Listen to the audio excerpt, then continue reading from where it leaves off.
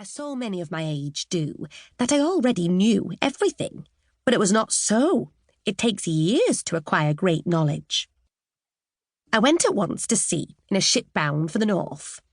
I had been told that the ship's cook must know how to prepare every dish at sea, and it is easy enough to do that with plenty of sides of bacon and large tubs of salt meat and musty flour. There, I found plenty of delicate food, but no opportunity to learn how to make soup from a sausage skewer. We sailed on for many days and nights. The ship rocked fearfully, and we did not escape without a wetting. As soon as we arrived at the port to which the ship was bound, I left it and went on shore at a place far towards the north. It is a wonderful thing to leave your own little corner at home, to hide yourself in a ship where there are sure to be some nice snug corners for shelter, then suddenly to find yourself thousands of miles away in a foreign land. I saw large, pathless forests of pine and birch trees, which smelt so strong that I sneezed and thought of sausage. There were great lakes also, which looked as black as ink at a distance, but were quite clear when I came close to them. Large swans were floating upon them, and I thought at first they were only foam. They lay so still. But when I saw them walk and fly, I knew directly what they were. They belonged to the goose species. One could see that by their walk, for no one can successfully disguise his family descent.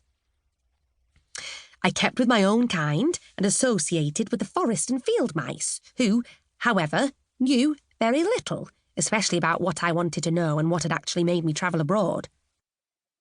The idea that soup could be made from a sausage skewer was so startling to them that it was repeated from one to another through the whole forest. They declared that the problem would never be solved, that the thing was an impossibility. How little I thought that in this place, on the very first night, I should be initiated into the manner of its preparation.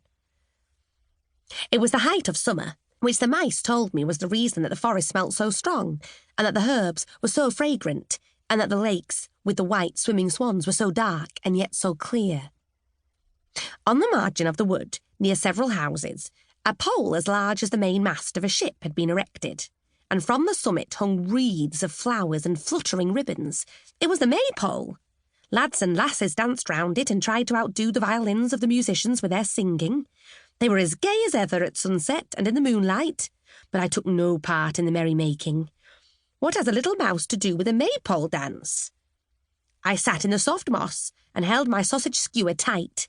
The moon shone particularly bright on one spot, where stood a tree covered with very fine moss. I may almost venture to say that it was as fine and soft as the fur of the mouse king, but it was green, which is a colour very agreeable to the eye. All at once, I saw the most charming little people marching towards me. They did not reach higher than my knee, although they looked like human beings, but were better proportioned.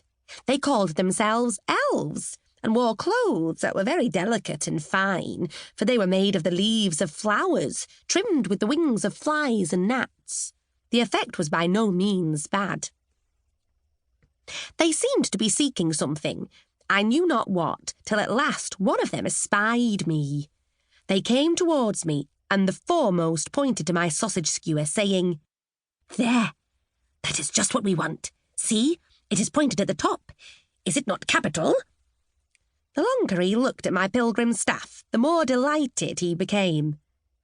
"I will lend it to you," said I, "but not to keep." "Oh, no, we won't keep it," they all cried. Then they seized the skewer, which I gave up to them, and dancing with it to the tree covered with delicate moss, set it up in the middle of the green. They wanted a maypole, and the one they now had seemed made especially for them.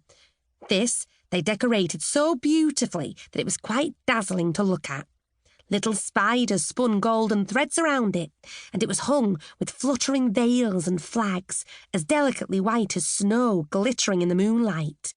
Then they took colours from the butterfly's wing, sprinkling them over with white drapery until it gleamed as if covered with flowers and diamonds, and I could no longer recognise my sausage skewer.